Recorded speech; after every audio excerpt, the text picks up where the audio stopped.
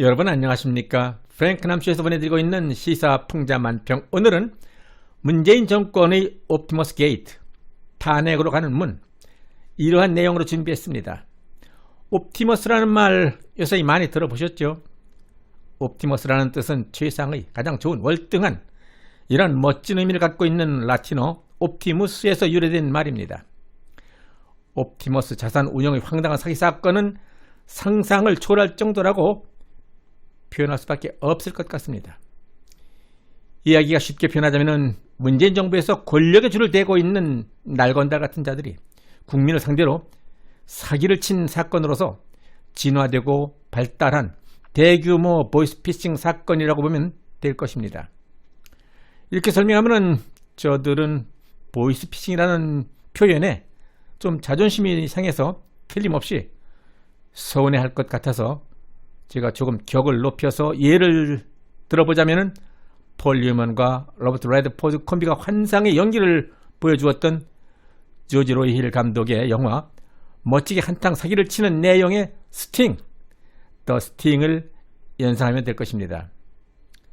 단언컨대 옵티머스 사건 스토리를 영화로 찍는다면 기생충을 능가하는 아카데미 5개 부문 이상의 수상이 어쩌면 가능할 것입니다.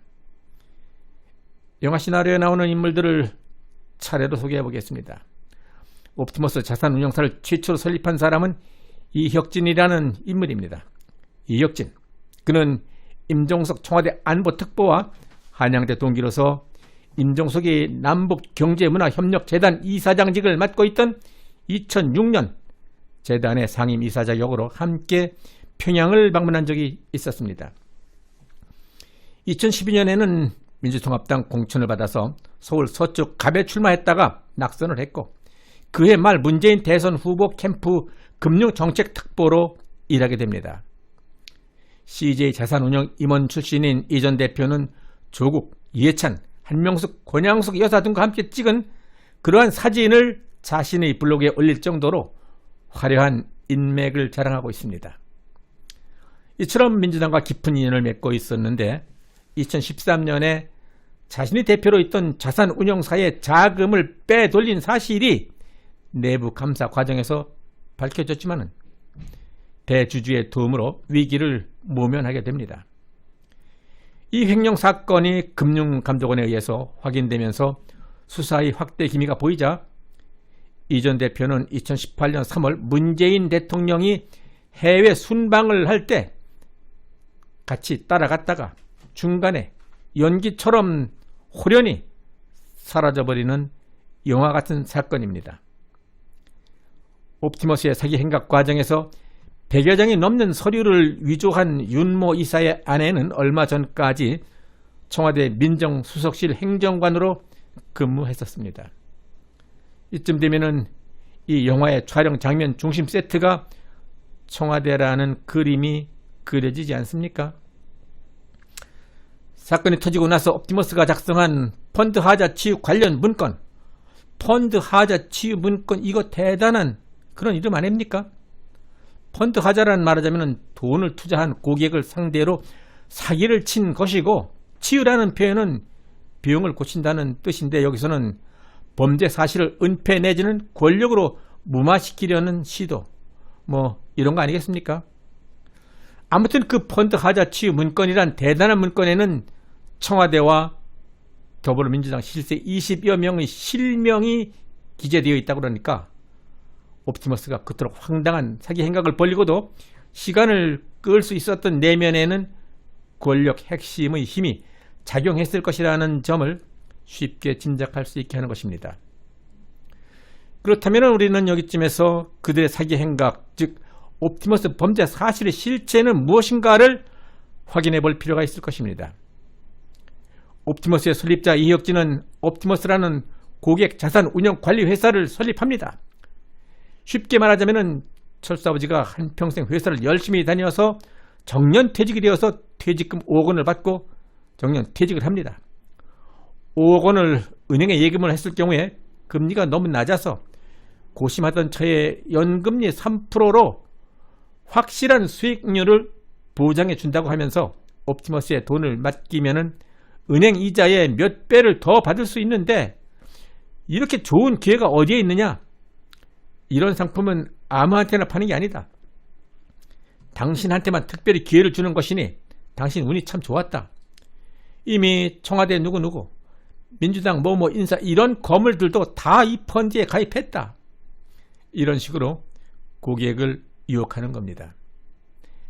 옵티머스는 공공기관 매출 채권에 투자를 해서 연 3% 이상의 수익률을 보장한다라고 홍보는 했지만은 실제로는 비상장 기업의 사업사채에 자금의 98%를 투자했던 것입니다.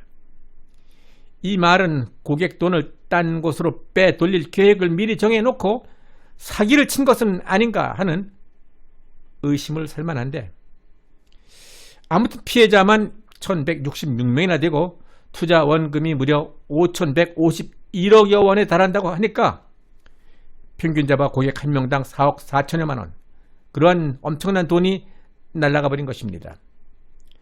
더욱더 놀라운 사실은 이러한 사기 쇼에 하나은행, 한국투자증권, NH투자증권 등 국내 유수의 금융기관들이 참여했으니 고객들은 의심할래야 의심할 수가 없었을 것입니다. 이 옵티머스 투자 사기 사건에 대한 수사를 맡고 있는 서울중앙지검장은 추미애 법무장관이 임명한 사람이자 윤석열 검찰총장에게 노골적으로 비협조적으로 나오고 있는 바로 그 인간 이성윤입니다. 더욱더 기가 막힌 사실은 일찍이 추 장관은 증권범죄합동수사단을 해체해버렸다는 것입니다.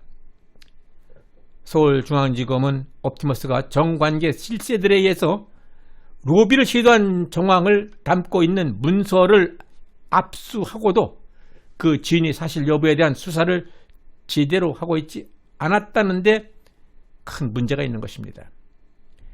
옵티머스의 설립자 이혁진이 청와대 특보 임종석과 막역한 사이이고 문서 위조를 주도한 윤모 이사의 부인은 청와대 행정관으로 근무하고 있었으며 서울중앙지검의 이성윤이 이 사건을 틀어지고 뭉개고 있었다면은 피해자인 대한민국 국민은 누구를 믿고 살아야 한단 말입니까? 범죄를 수사해서 처벌해야 할 검찰이 검찰 본연의 임무를 이행하지 않고 오히려 범죄 행위를 덮고 방조하는 행위를 한다면 검찰도 공범이라는 비난을 피할 길이 없을 것입니다. 아무튼 이번 사건에 대해서 윤석열 검찰총장이 불같이 화를 냈으며 수사팀 인원 보강을 지시했다는 사실이 부디 짜고 치는 고스톱 연기가 아니기를 바랄 뿐입니다.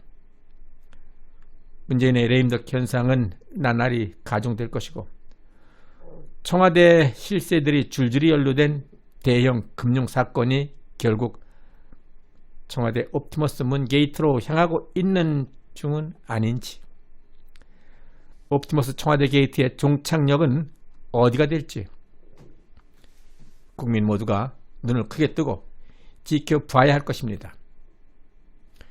그 막대한 자금 5천여억 원 중 상당액이, 물론 저는 그러지 않기를 바라지만 혹시 행여나 북한 김정은의 통치 자금과 최신형 대륙간 다탄두 미사일 ICBM 개발에 쓰여지지는 않았을까?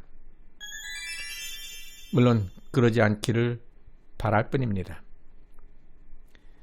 프랭크남쇼에서 보내드리고 있는 시사 만평, 검찰다운 검찰, 국민의 편에 서서 오직 국가와 국민만을 위한 검찰로 거듭나게 될 수 있도록 검찰을 감시하는 일에도 더욱더 많은 노력을 할 것입니다.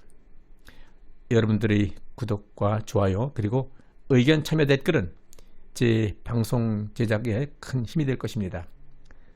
끝까지 시청해 주신 여러분 대단히 감사합니다.